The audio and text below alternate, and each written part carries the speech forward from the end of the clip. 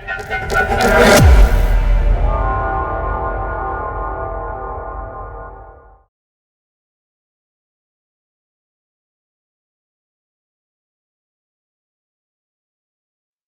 everyone, welcome to this video. In this video, we are going to talk about Unreal Engine 5.5's procedural content generation. Okay, in this video, I created a grid-based city in which everything is aligned to a particular grid. Okay, let's get started.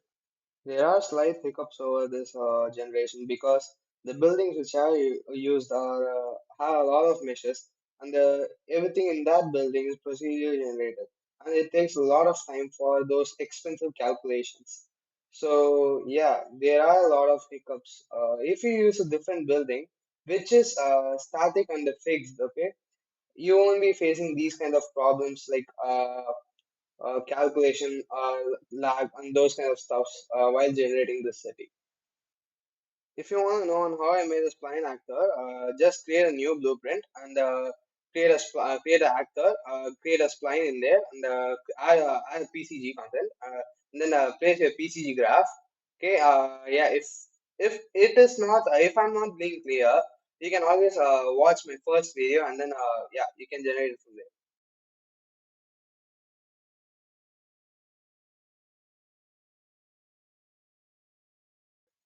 In this video, we won't be looking at those procedurally generated buildings. Rather, we'll be looking at the procedurally generated city grids. Okay, yeah. Now let us get into the PCG graph. In spline sampler, I gave a value of 8,000 for interior spline spacing uh, because I wanted the grids to be a little far away, far apart from each other. You can feel free to give any values of your own liking. In this case, I gave 8,000 because I can fit multiple buildings into the same grid. Okay. Lower value means more number of grid points. Okay. In this case, I gave 8,000. If you have given 4,000, you can fit twice as much as grid points in the same spline area. Okay. But the 4,000 comes with a cost. The grid size will be too small. So yeah, you can better go with 8,000 or any values of your own liking. You can even go for 10,000, 12,000. In those cases, you have to create a larger spline, okay? Or else you won't be able to see any points. For creating roads, I created 4 points by using transform points. Those 4 points are placed with different offsets on the four axes: positive x, positive y, negative y, and negative x. Okay, in this case, I gave a distance of 3,500 apart from like from the center. So I can place roads on those points, and I will give necessary rotation for each point. I then again used two transform points to record all those two points which are parallel to each other. And then I send these transform points output into merge points node.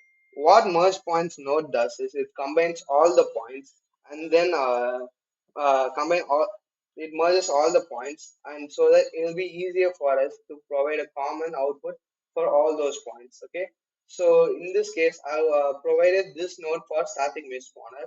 There, I've given the mesh for road. You can add a lot of variation in there, and it will provide random variation in a lot of places. I had only one static mesh for road. In the next video, I'll put some random variation for the road mesh so that the grid won't be repetitive anymore.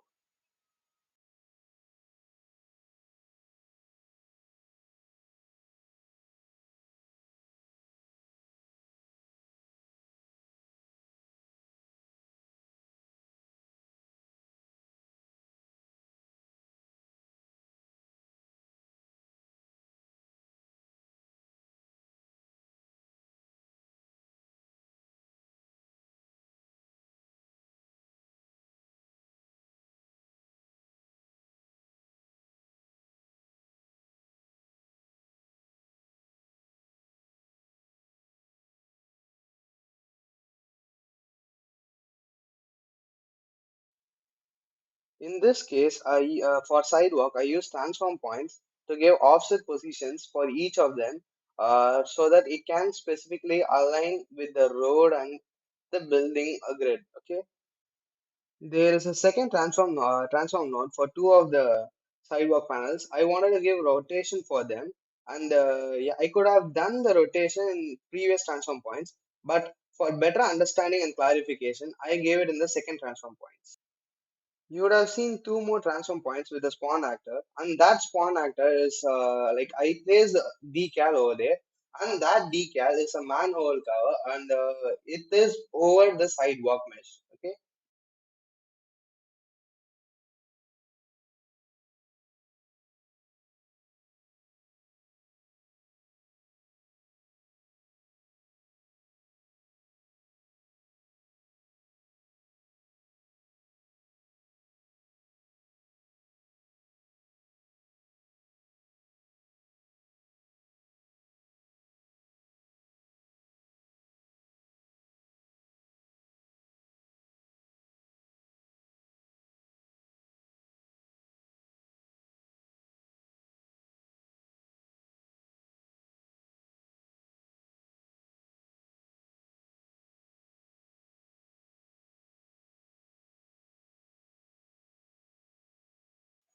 Now coming on to the middle divider.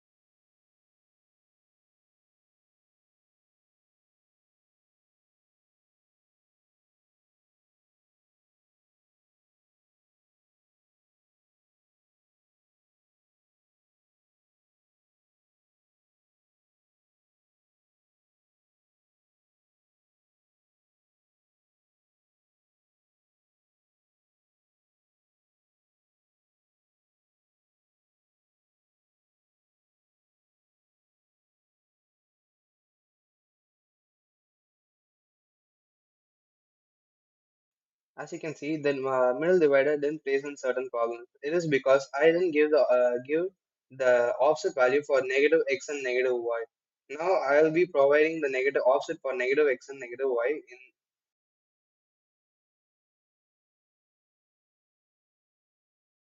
First, I did only two offsets, okay, one on X and one on Y, and that did a lot, okay. That was not able to cover the entire map, okay.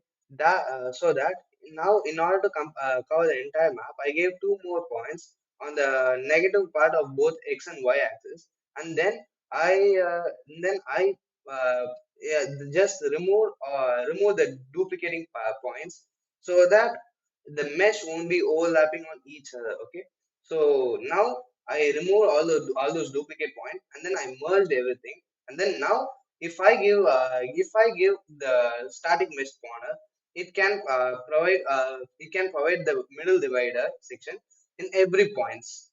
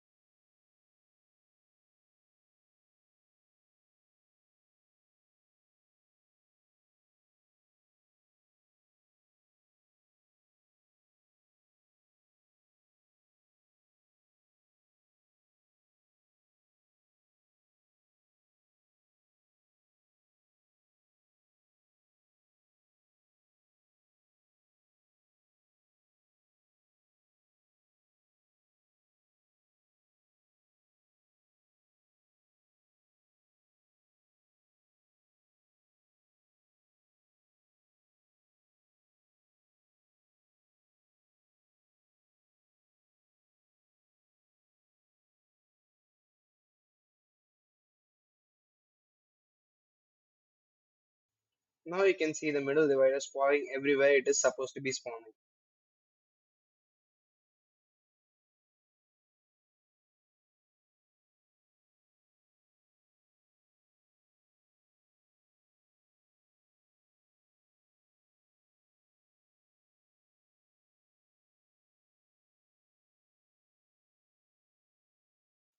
And now onto the intersection.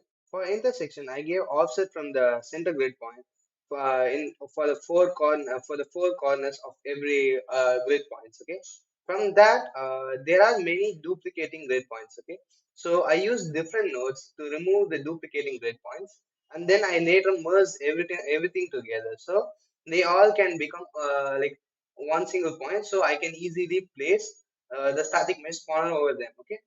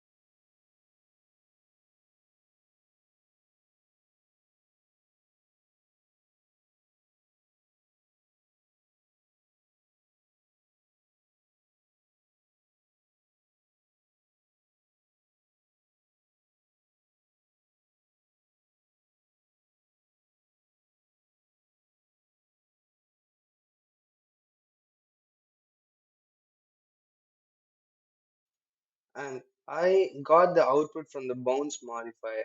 It has the same density, so I need some variations in order to place different nodes at different points. Okay, for example, park at a point and different buildings at different spots. Okay, now in order to do that, I used density noise, which gave a noise variation of value ranging from 0 to 1, and these noise variation is later filtered out by density filter.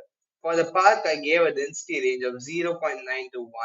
So for every 10 points, 1 point belongs to the park.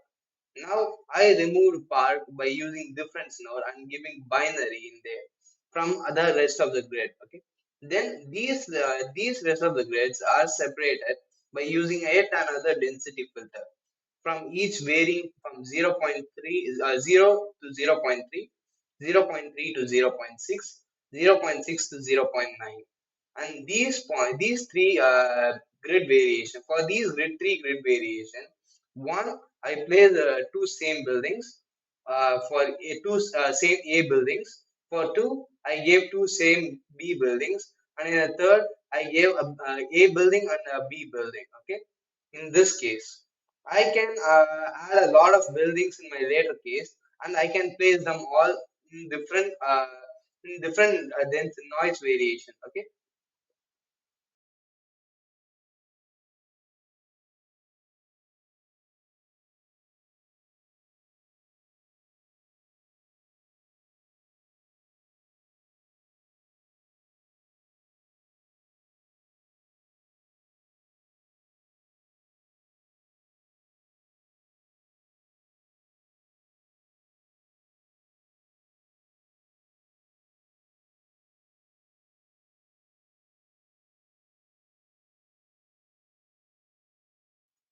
And by using these same methods, I created decals over these roads. For example, the right decal and the go straight decal, stop decal, the zebra crossing decal, and many more. Okay, the process of placing these decals are the same as we have done so far,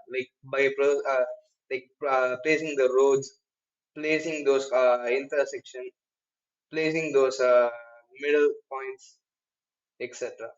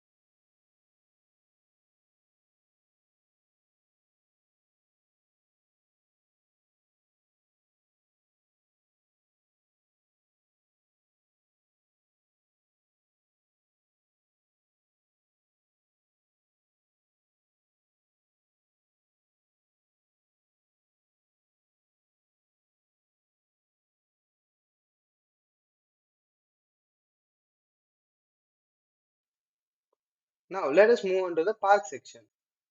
For the park, I created a actor class blueprint. In there, I added a collision box. The collision box acts as an effective boundary. This is to limit the contents of the park inside the boundary rather than spreading across the entire landscape. I then use surface sampler to create points, and then I use create grid points to create a group of bunch of grid points, and then copy them to the transformed points of the sampler's grid points. Okay, this is to make a grid. Okay, a bunch of points collaborated with together. Okay, in a specific pattern. Okay, so that we can see a lot of dense grass in the same like a patch of grass in the same spot. It can add a sense of realism in the scene rather than randomly placing the grass meshes. Okay,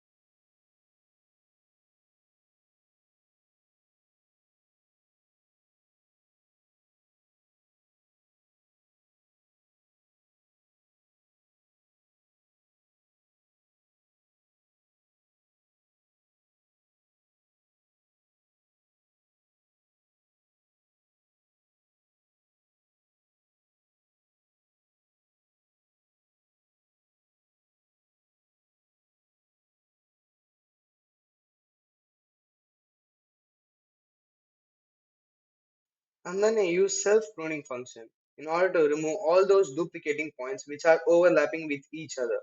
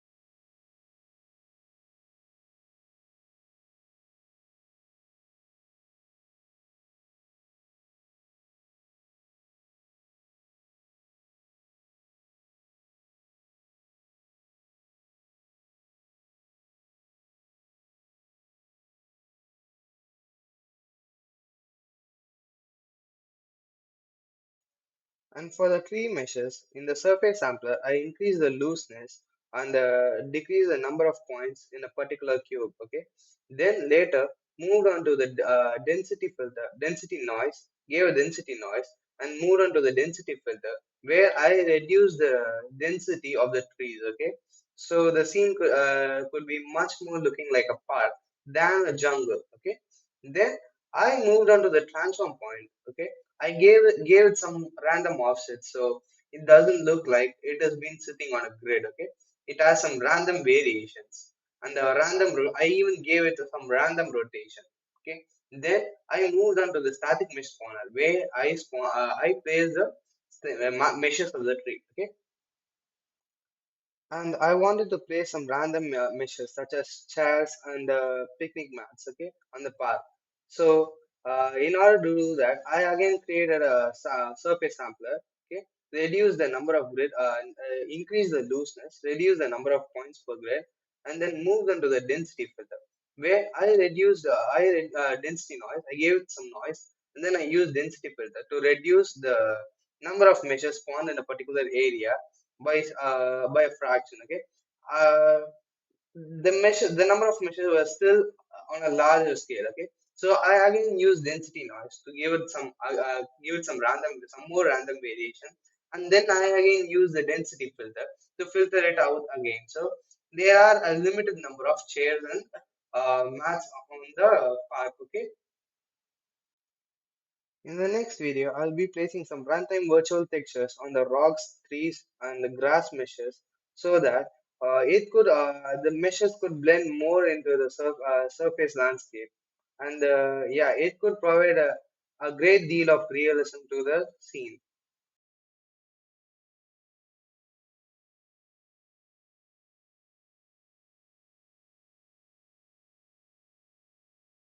These are the procedurally generated buildings that I was talking about earlier. Okay, these buildings have a great deal of variation, such as you can vary the number of floors it has, vary the meshes on them, wall meshes on them.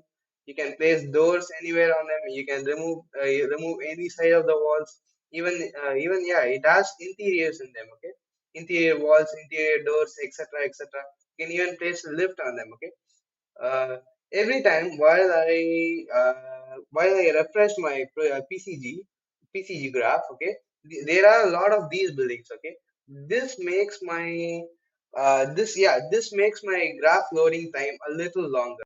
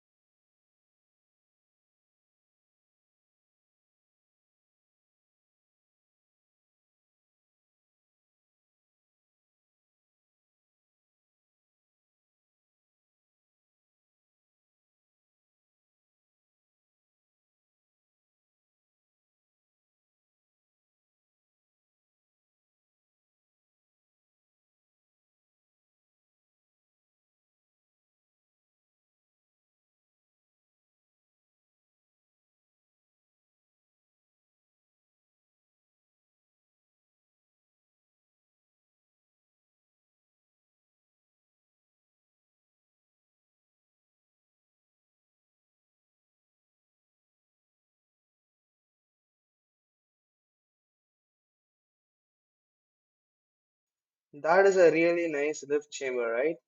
In my later videos, I'll create a working lift which can be put over in that spot.